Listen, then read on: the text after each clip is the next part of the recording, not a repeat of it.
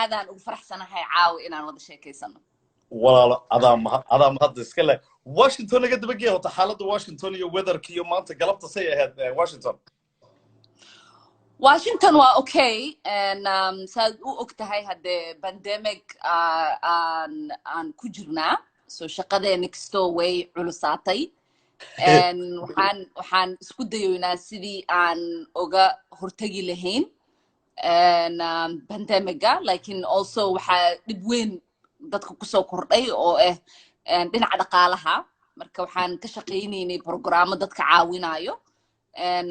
marka negotiations aan weli ku jirnaa insha Allah waxaan rajaynaynaa inaan ku guuleysano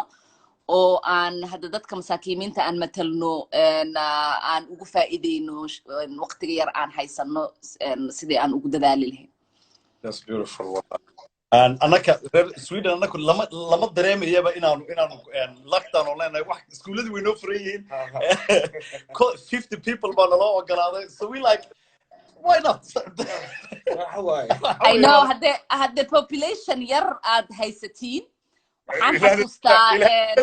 ilaahay ka taa 10 million baa nahay 5 million hadda waa Minnesota kaliya intay tahay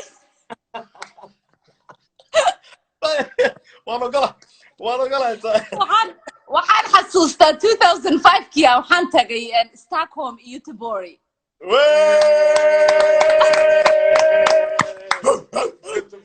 Göteborg magaalada caasimadda waa Stockholm. How did you like it? Ma ka heshay? aadaan uga helay markaasay wiilkayga aan uurkiisaan lahaay soo cunugayga labaad 2005 kii ahayd ingiriiskan soo maray hadda ingiriiska oo khayli iyo buuq iyo madax dhan igu soo xanuunay reer UK waa maqlasan waxaan tagay meel oo dadkii oo dhan hadda ay iska qawaabsan yihiin oo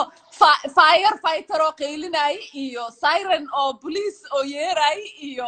ambulance wax dhan aan la maqlaynin dul iska wada cagaaran dadkii ay iska maskiimiin yihiin marka ani Minnesota reer Minnesota dadka badankood waa Scandinavian waa Swedish Norwegian ama Denmark ay ka imaadeen ama Finland so marka dadka noocaas iska qabooban hadda waan la qabsanay inta Minnesota marka laakiin magaalo capital oo saas quiet u weligay waa tagay isma dhahaynin marka waad nasiib weyn aad leedihiin waxaan xasuustaa familkayga hooyo dhinaceeda oo tiro badan aad degan Göteborg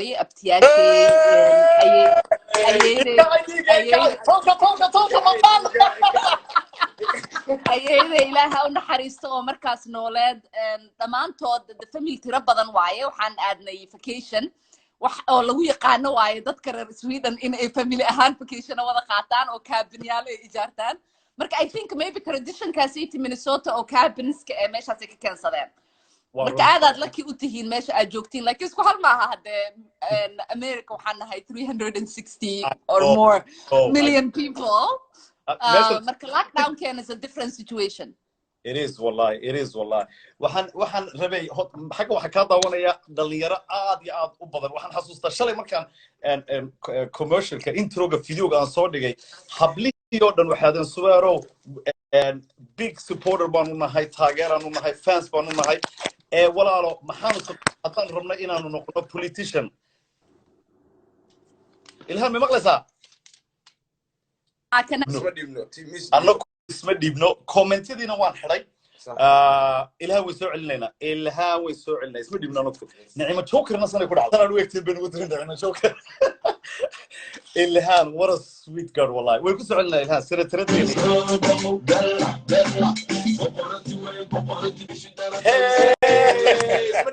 isma dhiibno amaku isma dhiibno team never give up habeen dhawatalad ilhan waxaan ugula jirtay nicimo joker markaasay say kaadida nooga dhammaysaan u qoslaynay ayaa waxay tidhi warsan iga daaya annaku waan fahmi weynay showis bay noqotay frozen aan noqoteen waxaan marayay ilhaan xabiibti waxaan marayay hablaha dhalinyaro hadda waxaan ku daawanaya hablihii macawlaalaha iga yareeraa oo role model ah u tahay hablaha yaryar maxaa odhan lahayd ee raba footstepkaaga inay raacaan horta waxaan ku dhihi lahay is-aamina qofka markii uu rabo meel in uu gaaro ama uu hami leeyahay waxaa ko muhiim ah in uu asiga is-aamino in hamigaasaytii uu fulin karo and then kabacdi waxaa muhiim ah in dadka oo aad la kulmi doontid ay isku jir noqon doonaan dad ku dhahayo waxaanay timo ku suurtagalaayo iyo dad ku dhahayo hore u soco inaad kala baratid qofkii oo daacad ay ka tahay iyo qofkii aynan ka ahayn aad suubsatid saaxiibo iyo circle oo fiican oo adiga ku fududaynayo sidii aad ku noqotid qof oo dhiirigelin leh oo meeshii uu gaari karo politics waa sport ay dhahaan it's survival of the fittest anybody oo sports ciyaaro wuu fahmi karaa and truly it's about practice right and crafting yourself into being the best that you can be and then mana politics kana I think dumarka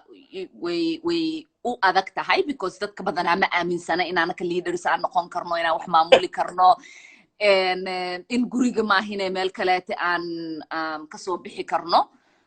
badanaa waxaad arkaysaa ragga markii ay dhahaan siyaasiya noqonaya qof oo weydiinaya male maxaa taqaanaa maxaa og tahay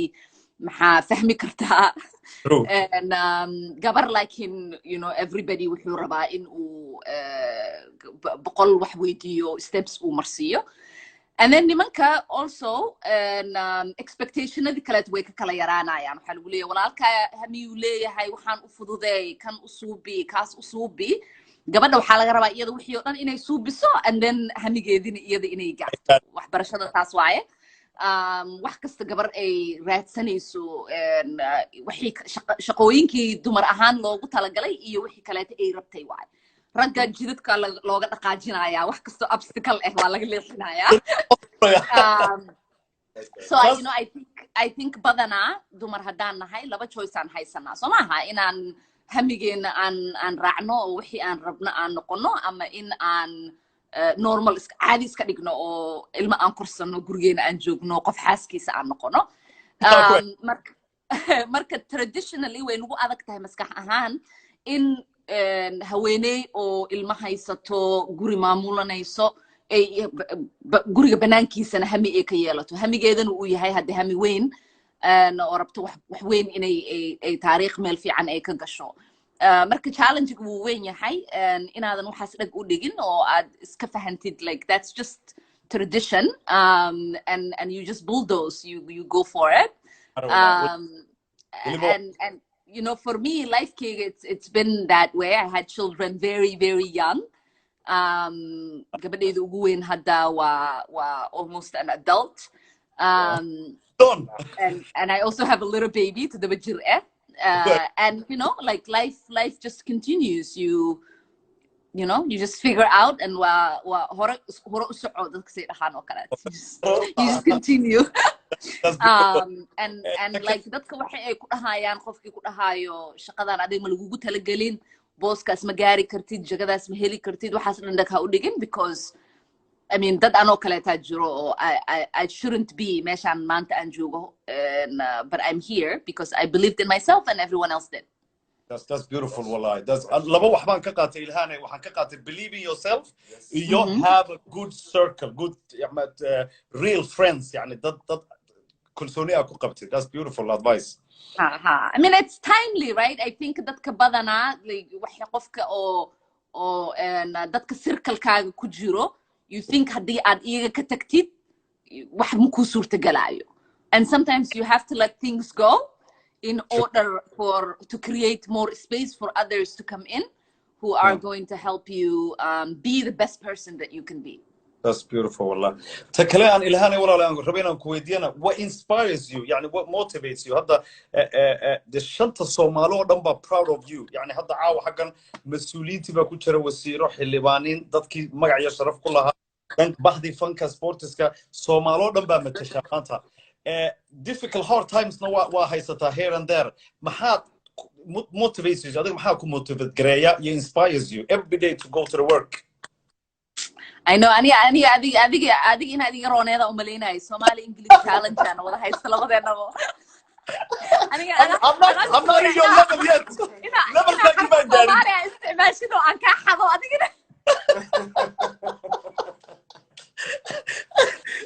يا إلهي I think like motivation meel kasto uu yaala right haddii aad raadsanaysid wax kasto wuxuu ku noqon karaa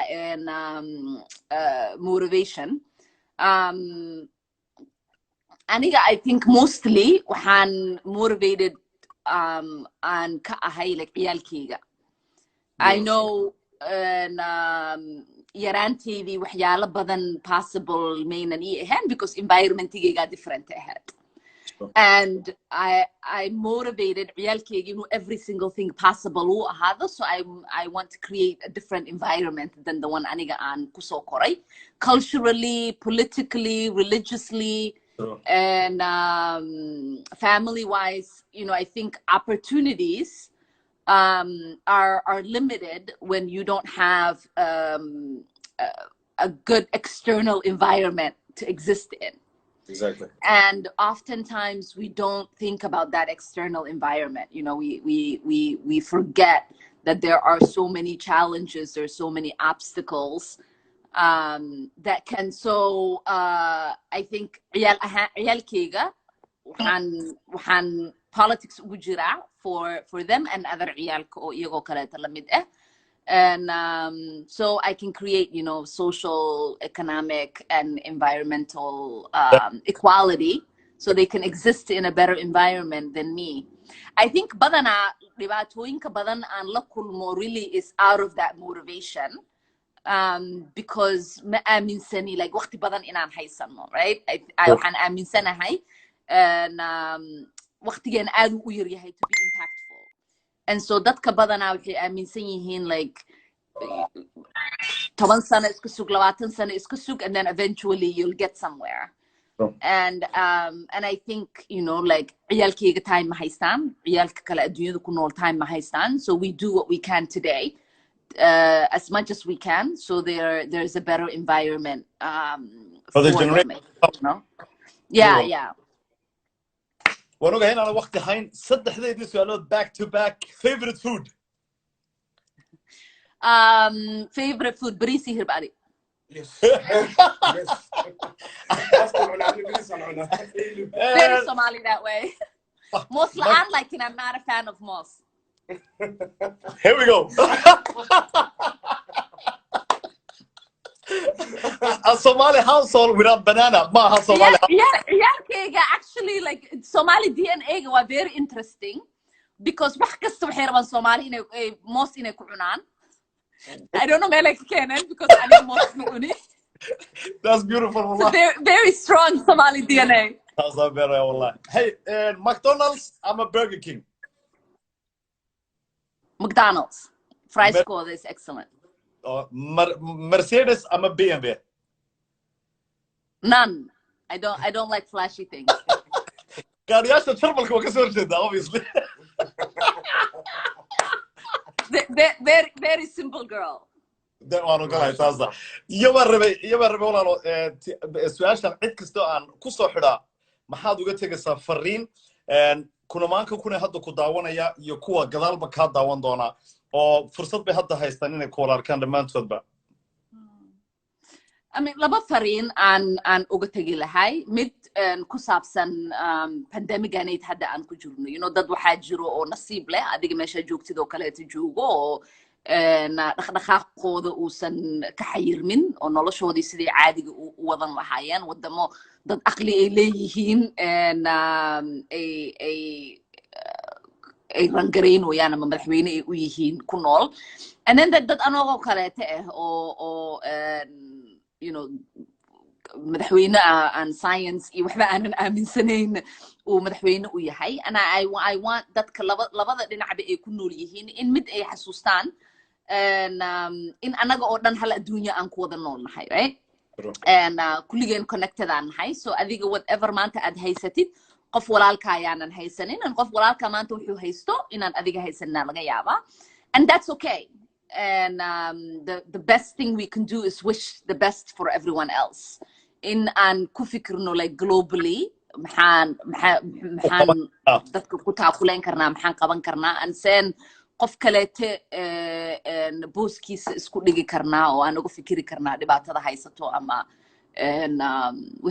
you know situationka uu ku nool yahay and I think that makes us a better global citizen if we're worried about others we become better global citizens and then I think secondly because waxaa tiri dhalinyaro yaryar oo badan aan na fiirsanayaan and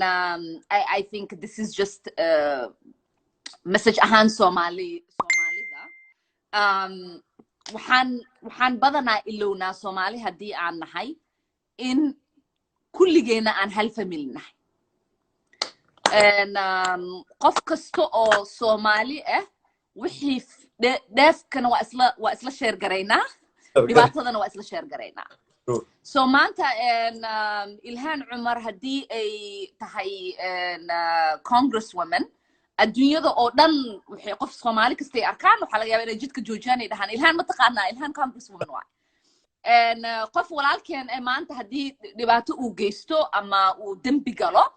and qof kasta oo Soomaali oo laamiga maraayo waa la joojinaya waxa la leeyahay ninkaasaytii oo dadka dilay oo magaciisa Subeer Soomaaliga ma taqaanaa kaas mis taqaaniin so marka haddii aan dhibki iyo dheeftibo aan isla wada wadaagno inaan xasuusnaano right in annaki aan isku noqono family oo isku safeguard gareeyo right oo iyagii is og oo dareensan aniga maanta aan uga fikirno truly because ani family weyn aan ka imaaday and like family is very complicated and wixii annaka family ahaanteena aan xasuusnaano like to wish each other the best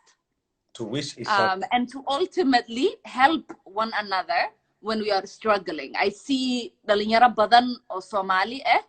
oo addiction la struggle garaynayo and dadka badana ay si xun uga hadlayaan ama ay rafaadinayaan ama ay dhibaateynayaan ama you'll see like that mental illness and la struggle garaynayo hooyooyin masaakiimiin ciyaal yaryar kaligood korinayo dadka xumaantoodii ay ka shaqeynayaan meesha ay dhihi lahaayeen qofkan familkeygi waay walaashii oo kaleeta aan uga fikiro walaalkey oo kaleeta aan uga fikiro maxaan ku suubin lahaa islaamiga taagan maxaan ku suubin lahaa haddii caasho oo saddexda ilmood haysato ay walaashii ahaan lahayd and saas aan iskugu take care gareyno because adduunyada family ahaan ay noo aragtaa adduunyada waxay noo taqaanaa inaan anaka dhan iswada naqaano you can't imagine where I go dadka way istaajina and they're like oh will New York degan ama ko Sweden aan kusoo arkay you know somebody like Finland, there's some guy in politics, Mr. Kanin. waxay u maleeyaan kulligeena inaan Rolodex meel aan ku haysano oo check aan suubinoyno Suheer wuxuu suubiyey kanna caas intay martay cali intuu yeelay ay dadka like truly that's how they think you know because familka waa okay soo aha you know walaasha waxay kusoo kacday iyo walaalkaas uu ku seexday they assume anaka that way in our function galena accountability in our high for one another and so to think that way like to also do have accountability to think so walaalkiisaan ku caawinaa walaashiisaan ku caawinaa and I think that's ultimately Somali ahaan saan ku guuleysanayno Somali ahaan aan meel fiican ku gaarayno Somali ahaan saan anaka isku aragno si adduunyada noogu aragto you know that was amazing wallahi waxa ka dambaysa oo maama Jawaahir Barqab oo gudoomiyaha haweenka Muqdisho iyo gobolka oo dhan oo kugu xigta hadda maxaa iyadana fari lahayd ama su'aalaha si weydiin lahayd I know shaqadooda inay aad iyo aad ay u adag tahay you know Soomaali markasta aan ka hadlo waxaan ka hadlaa inta dhibaatooyin ay soo martay iyo progresskii ay suubisay so Somalia badana dadka waxay ka fikiraan like xumaanteeda kaliyo and I think it's important inaan xasuusano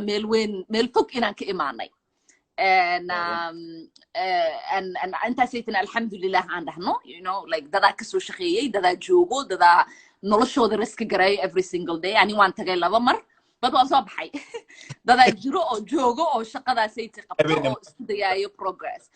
whatever you can say about them still they're putting their lives at risk and doing the work and I think dadka oo jawaahir oo kaleete oo shaqada ka shaqeynaya shaqooyinka ku saabsan sidee society ay uga shaqeyn lahayd dumarka iyo gabdhaha nolol fiican in ay ku yeeshaan wadan ay ka yihiin majority oo ayna yihiin dadka ugu dhibaataysan waa shaqo muhiim ah marka ramadaan mubaarakan bahaya ciid wanaagsan and ilaahay ha ku fududeeyo and ilaahay ha ku mahad celiyo shaqada ahaysid annaguna waxaanu ku leenahay anoo ku hadlaya kunamaanka qof walaalkay mataan waxaanu ku leenahay ramadaan mubaarak we love you we support you thank you for coming by Ilhan walaalo love you guys bye okay bye bye thank you wow Ilhan Omar ما شاء الله Ilhan Omar wow that was